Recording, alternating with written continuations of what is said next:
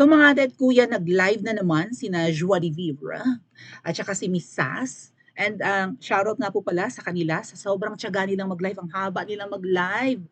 Maganda yan, mga ate at kuya. Kaya lang, yeah, when it comes to revenue, ito lang ma-share ko lang sa iyo bago natin pag-usapan at panoorin yung video. When it comes to revenue, gusto ng YouTube na mahaba ang live ng mga content creators. Hindi ba kayo nagtataka ang mga channel ng ABS-CBN, GMA at iba pang mainstream media, lagi silang may live? Dapat ganun nga eh. Maybe I will consider that, laging may live. Kahit na hindi ako yung nagla-live, kahit recorded lang. Basta't may tumatakbong live lang sa channel ko. Kasi ang YouTube, nagbabayad ng malaki. Kapag ka laging may live ang isang channel, may kwenta o wala. Giant networks pa yun, no? Iba-iba yung program nila. May mga news, may variety show, di ba? May noontime show. Yung naka-live naman yung yung mga It's Showtime, ganan-ganan. Ang laki, magbayad ng YouTube dyan. So, I wouldn't wonder kung si Joey one day magiging malaki ang channel niya at malaki ang kikitain niya dito sa YouTube. But when it comes to the interest of the viewers, I cannot guarantee na na maraming viewers ang manonood ng sobrang habang live. Kaya nga ako dati nagto 2 hours ako, di ba?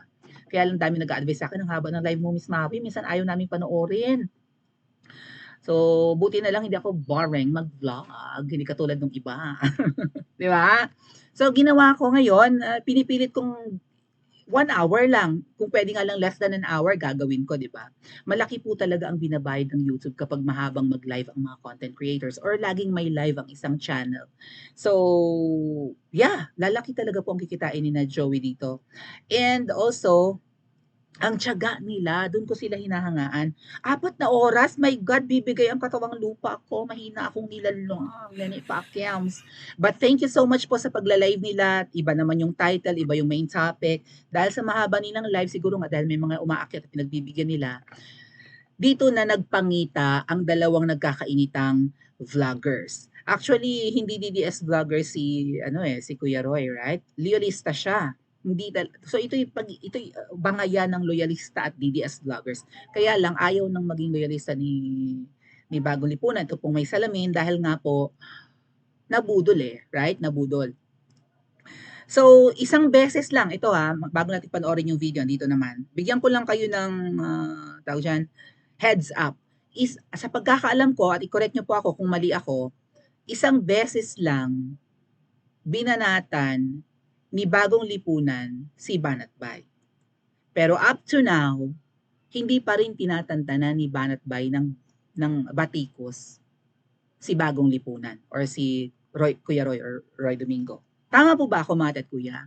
Isang beses lang nakanti kung ano man yung tinamaan ni Kuya Roy na nerve or vein na na-bullseye niya kay Banatbay. And then hindi na, kinuyog na ng mga banatero si Kuya Roy, si Bagong Lipunan. I'm not siding with Bagong Lipunan here kasi si Banatbay I honor Banatbay because nung nagsisimula ako ay, di ba, malaking bagay na nakasama ko sila ni na Miss Mocha at siya, di ba? And even Attorney Nick. So marunong ko tumanaw ng utang na loob. Magkaiba nga kami ng sinuportahan. Ako, BBM Sara ako nung 2022 Siya Isko and who's that? Dr. Willie Ong, right? Doc Willie Ong. Ang katandem ni Isko, Doc Willie Ong, tama po ba? So, kahit na magkaiba kami ng sinuportahan, hindi ko siya binabanatan. Same thing, hindi naman ako papansinin ni Banat Bay. Ako maliit lang naman na vlogger, di ba? O anyway, kilala niya ako. Dahil magkasama kami before.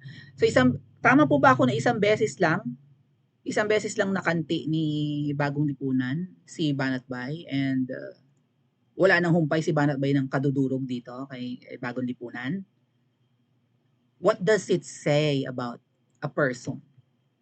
Kayo na ang tatanungin ko. Anyway, makinig po tayo and salamat po again and credits to the owner of the video. Salamat kina Joey sa kanilang tiyaga sa pagbo-vlog. Mahaba man yan, at least masipag sila. And hindi sila ng copyright. Sana hindi talaga kayo mang copyright.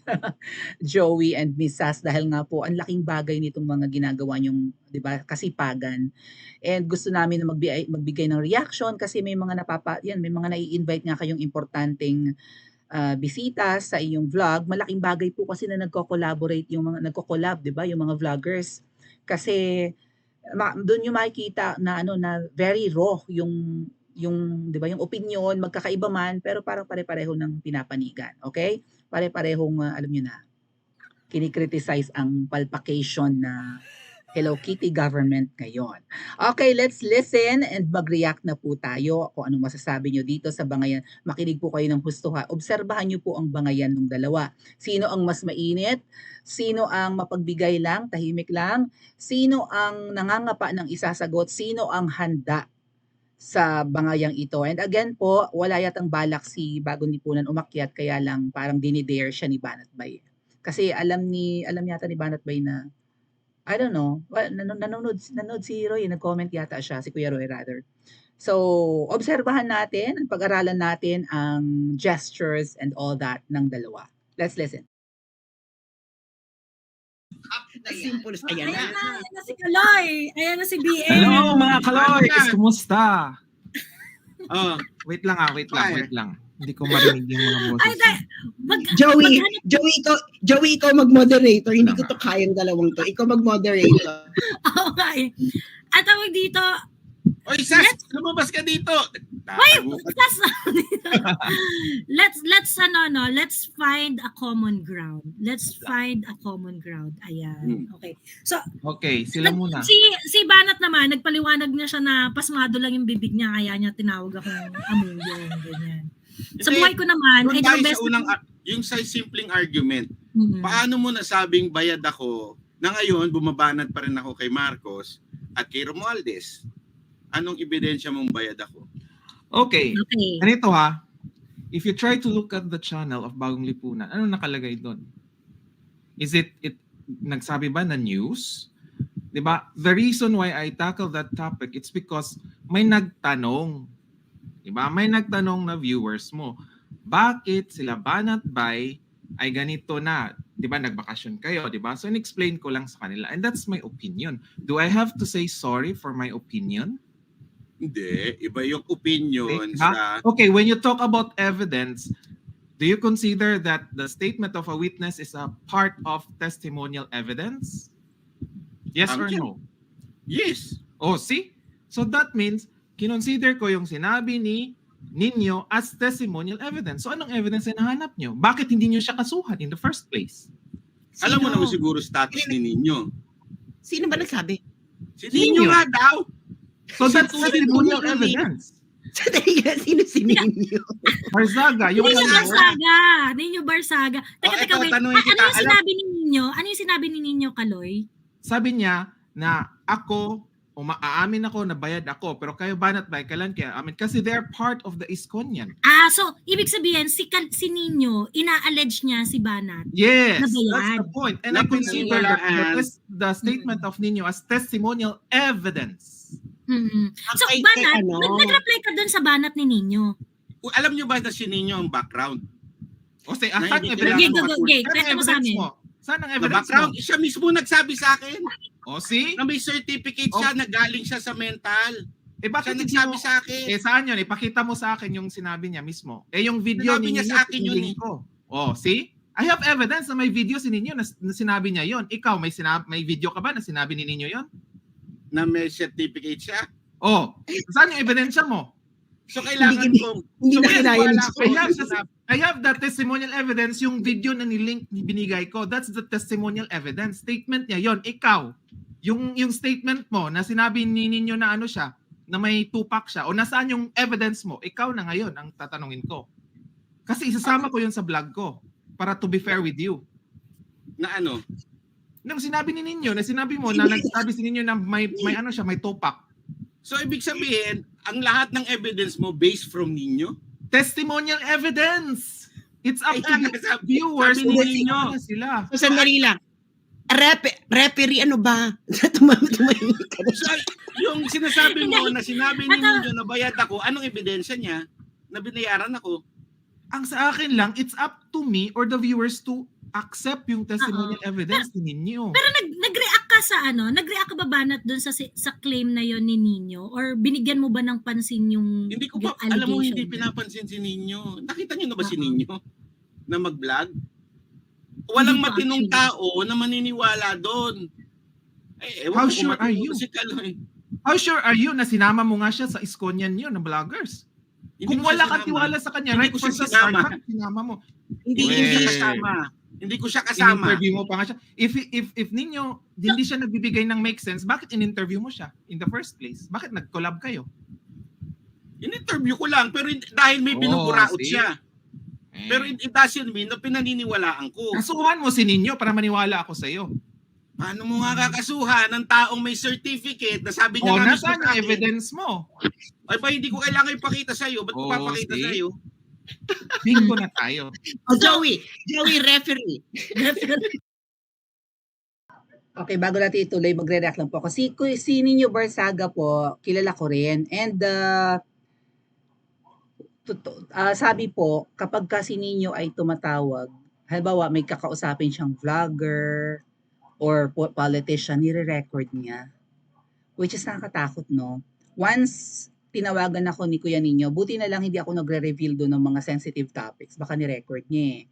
But more on ang pinag-usapan namin, dahil pareho kaming akla noon si Nino Barsaga, mga kabadingan lang, like mga panlalalaki, ganun-ganon, di ba? So, nabanggit sa akin ni Kuya Nino na siya ay pamangkin ni PD Barzaga, yung kongresista na naghumarang sa kasama ni na Boying Remulla noon na humarang sa franchise ng para lang malaman niyo na kilala ko personally si Kuya Nino. Pamangkin siya or kamag-anak siya ni PD Barzaga ng Cavite, kongresista yon, humarang sa franchise ng ABS-CBN. Sustentado si Kuya Nino ng hindi ko sure yung figure nalimutan ko. Nag-usap kami nito pre-pandemic, bago yung pandemic mga ate at kuya. Parang nabanggit niya ang sustento niya buwan-buwan sa kanyang mga kamag-anak na yan ng mga mayayaman nga, mga Barsaga nga, di ba? Barsaga si Nino Barsaga PD Barzaga is congressman ng Cavite, is apelyido. Ang alam ko po 80,000 a month, more or less.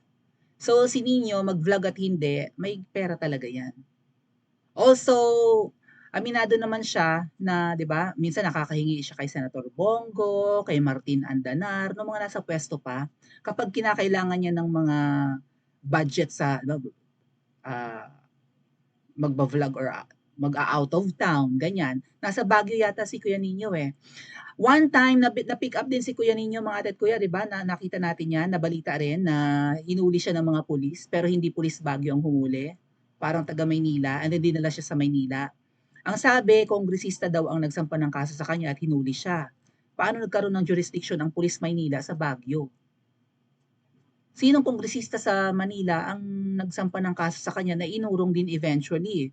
Noong mga panahong iyon, ang naaalala ko, ang matinding binabanatan ni Kuya Nino ay si Isko. Binibira-bira niya si Isko kasi nga, di ba, si Isko noon ay allegedly ay pro-Joma, gano'n, di ba? Binabanatan din ni Banat Bay si Isko noon. Even Miss Mocha, one time nag-vlog si Miss Mocha na nabasto siya ni Isko dahil nga hindi magandang mag-introduce si Isko ng, 'di ba? May asim pa, may gano'n, 'di ba? Tapos all of a sudden nagbago ang ihip ng hangin ni na Banat Bay at Miss Mocha, naging pro-Isko sila. Same with observation ko lang to mga adet kuya. Kuya Nino Barzaga na anti-Isko noon, Banat Bay na anti-Isko noon, biglang nagbago ang ihip ng hangin. Well, nagtataka lang ako. I'm not accusing anyone. And then, ang alam ko po, kasi nga very libelous mag-vlog si Kuya Nino, nagmumura talaga below the belt yan, di ba? Grabe magmura. So, nasasagasaan niya nun si Isko, and then after na mahuli siya, hindi na siya anti-Isko. Doon ako nagtaka. Ngayon ang inaasahan siguro ni Banat Bay na ibibigay na proof ni Bagong Lipunan na siya ay bayaran siya ni babaeng Jahas or bayaran siya ni Tambi. Pero ang kinanti ni Bagong Lipunan dito ay yung issue na bayaran sila ni Isko. Tama po bang pagkakaintindi ko? Na si Kuya Nino umamin na, ako inaamin ko, bayaran ako, kailan kayo aamin? Kumbaga, prangkahan si Kuya Nino magsalita. Ako inaamin ko, bayaran ako. Tumatanggap ako ng pera kung kanino. O kayo Banat Bay, kailan kayo aamin? May ganun daw bang hamon si Kuya Nino? Nag-live siya ng ganun? Alam ko nga binabanatan ni Kuya Nino si Banat Bay. Right? Hindi na sila okay. Pero dati mga pro-Isko yan sila, di ba? Kung di man sila magkasama, pare-pareho silang Estonian. So sino, ang tanong ko sa inyo mga kuya, sino ang dinala ni Banat Bay nga pala nung as vice presidential? Si VP Sara ba or si Doc Willie Ong na running mate ni Isko? Paki-comment nga po dyan sa comment section. Let's listen again. So, basta ito lang. Ang ebidensya mo na bayad ako si Nino. Yun lang. Testimonial evidence yan. It's up to the audience. Sinabi ko naman sa audience, it's Tapos, up to the ngayon, sa ninyo hindi, until kaya you nga, will ngayon- file a case against him. Hindi, ngayon, binabanatan ko si Marcos, di ba? So, anong meaning nun? Binayaran ako para banatan siya? Ni Marcos? Oo, binayaran niya ako para banatan ko siya ngayon? I don't know. Ang basehan ko lang yung testimonial evidence ninyo. And I would say, malaking probability. BL, Okay. nung sinabi mo na ikaw Banat, nung sinabi mo na gusto mong nung nag-opine ka tungkol doon sa statement ni Nino tungkol doon Yeah. sa bayad-bayad. So tinanong mo si Banat, ikaw Banat, ano tong sinasabi? Kumbaga parang gano'n 'di ba, na since ganito yung claim ni na siya umamin siya na bayad siya, ikaw kailan ka aamin? Yes, yun Nung yung time sabi na yun, niya. meron ka bang sinabi na bayad from what direction? Like, bayad ba ni Marcos? Bayad ba ni yung whatever direction? Ganito kasi Sasa. Mhm. Between me and other vloggers, ako lang po yung walang connection sa politiko. Okay? That's my advantage. Diba? So, sino ang mga witness ko behind the camera?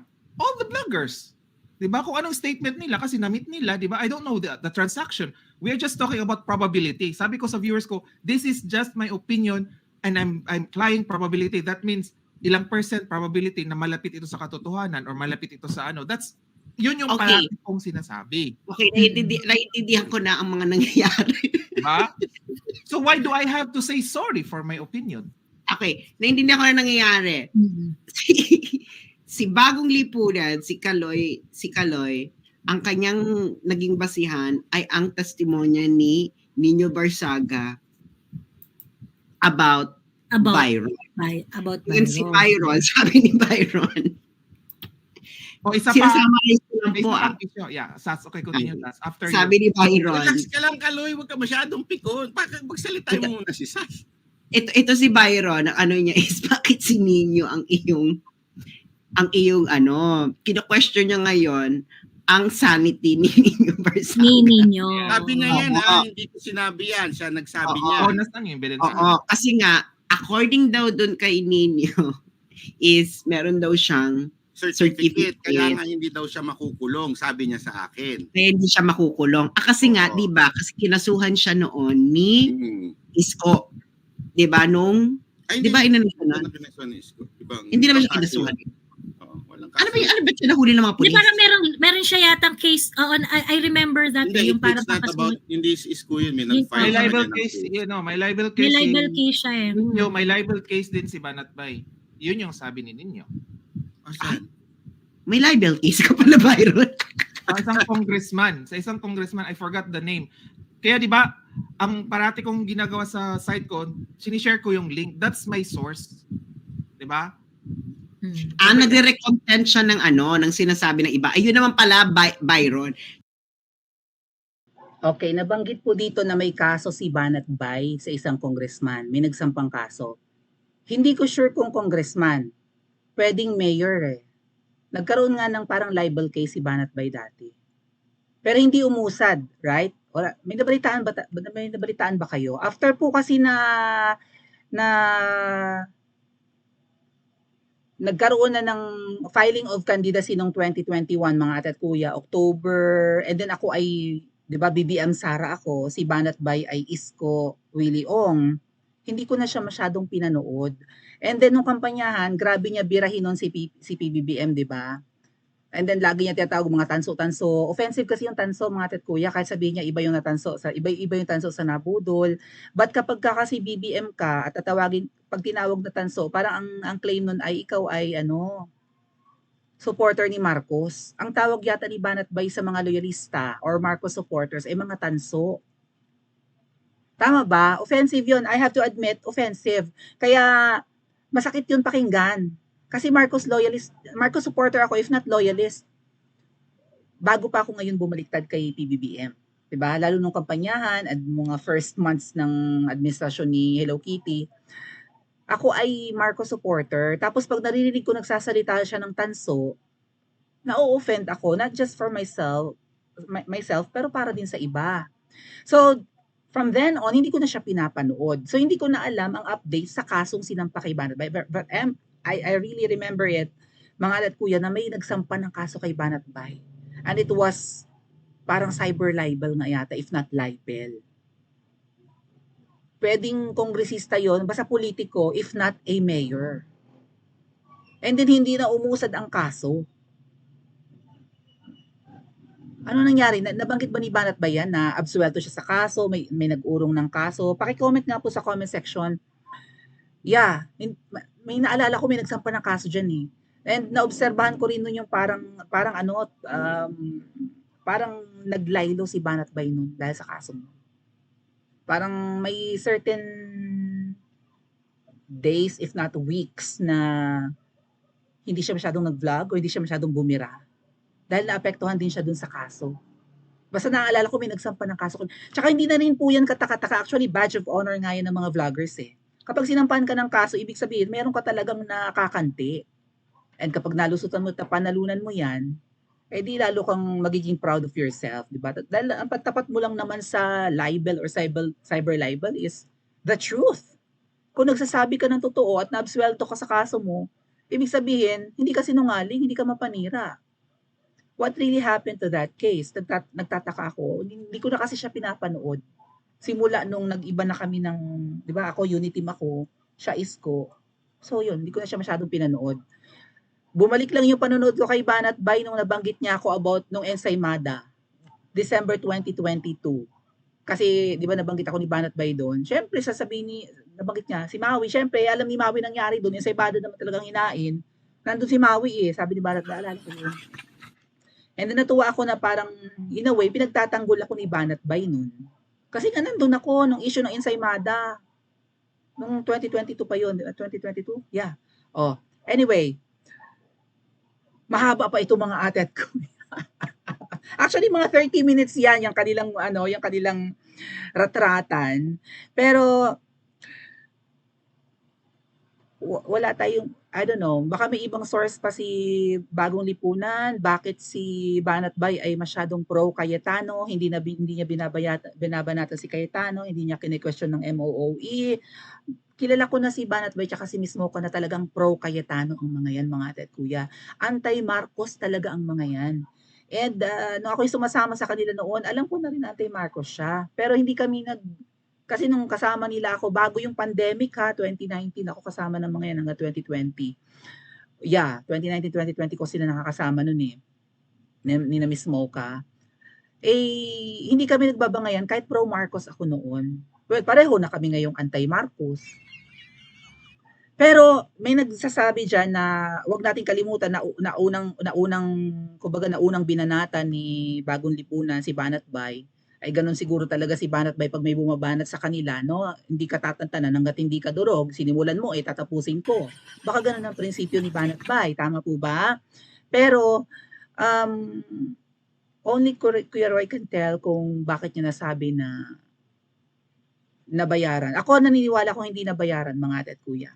Pero may ibang paraan para hindi ka na bumanat sa mga politiko. Baka i-blackmail ka ng politiko eh. Halimbawa, nasampahan ka ng kaso. O, ngayon kakausapin ka personal. O, hindi, iuurong ko na ang kaso ko sa'yo. Yun ang kapalit, pero wag mo na akong banatan. Tahimik ka na. Pwedeng ganun eh, no?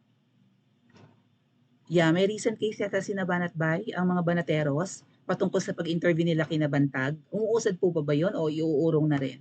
Kapag inurong po ang kaso kina Banat Bay at sa ibang banateros tungkol sa pag-interview nila kay Bantag, baka pwedeng yun ang kapalit para huwag na silang masyadong bumanat ngayon. Okay, bumabanat pa sila kay Marcos, pero kay Tamba, bumabanat pa ba si Banat Bay? And dito sa interview na to mga ate at kuya ha, medyo hindi, ano bang word na pwede kong gamitin?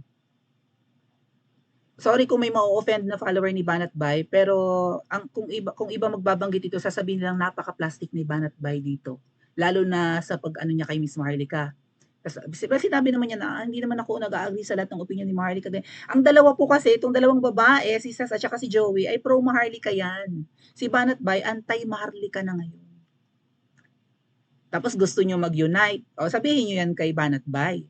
Mag-unite tayo ngayon. Si Banat Bay, anti-Marcos, di ba? Si Miss Maharlika lalo na. Dapat nag-unite tayo. Bakit inaatake ni Banat Bay si Miss Maharlika? Ano ang tawag ni Banat Bay kay Miss Maharlika dun sa mga mga kasama niya sa ibang ganito, sa ibang live? Nuknukan ng fake news si Miss Maharlika. Puro fake news ang pinagsasasabi. Na fake news na daw siya ni Miss Maharlika, na fake news na rin ni Miss Maharlika si Mocha. Fake news daw yan, walang kredibilidad. Yun ang sinasabi ni Banat Bay about Miss Maharlika sa mga recent live na nandun din siya. Pero dito kina Joey, he's very careful. Na pwede yung gamitin yung word na kaplastikan ang kanyang mga sinasabi dito. Sa ibang live, grabe niya birahin si Miss Maharlika. But since itong dalawang host na dalawang babaita ay pro Maharlika, hindi niya masyadong binira si Miss Maharlika. But the fact remains na si Banat Bay ay anti-Maharlika. And ang sabi nga niya, huwag daw parot ni Miss Maharlika si Bagong Lipunan. Lagi lang ini-echo ang vlog ni Miss Maharlika. O sabi nga ni Bagong Lipunan dito, ay kung talagang parot ako, di parot din ako ni Sas. Kasi, di ba, some of the contents of Bagong Lipunan ay galing din kay Sas. So kung ini-echo lang, 'di ba? Kung ini-echo lang ni Banat Bay pareho kasing letter B. Kung ini-echo lang at pinaparot lang lagi ni Bagong Lipunan or kiss as si Bagong Lipunan kay Miss Maharlika, dapat pwede ring sabihin ni Banat Bay na parot lang din ni Sas si Bagong Lipunan. 'Yon. So, nagkagulatan po yata sa live na ito kaya may mga bagay na hindi nasagot ng maayos. May iba rin namang intense. Ganun daw talaga si Bagong Lipunan kapag nakikipag-debate. Ganun po talaga, gigimbalin mo yung kadebate, no?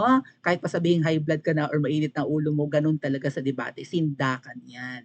Si Banat Bay naman, kilala talaga siya na na marunong makinig, di ba? And actually, yan, strategy yan, mga ate at kuya. Yung tumatahimik lang si Banat Bay at hindi sumasagot, akala niyo wala siyang pansagot. Minsan, ganun po talaga ang kilala ko kasi si Banat Bay. Nakasama ko nga yan. Hahayaan ka lang yan ng hahayaang magsalita kasi sa ganyang paraan ka pwedeng magkamali. At sa'yo niya yan, magagamit niya yan laban sa'yo. Iba yung strategy ni Bagong Lipunan sa debate, iba rin kay Banat Bay. Kumbaga sabi ni Banat Bay, technique niya yan, narinig niyo sa kanya yan. Hayaan mo magsalita yung kalaban mo hanggang sa madulas at magagamit mo pa yan laban sa kalaban mo. Kaya Banat Bay knows how to listen. Marunong tumahimik yan. Hindi ibig sabihin nun wala siyang ititira. So, kaninong team kayo kapag inalis ako sa equation? Kay Banat Bay o kay Bagong Lipunan? Paki-comment po sa comment section at mag-like and subscribe din po kayo.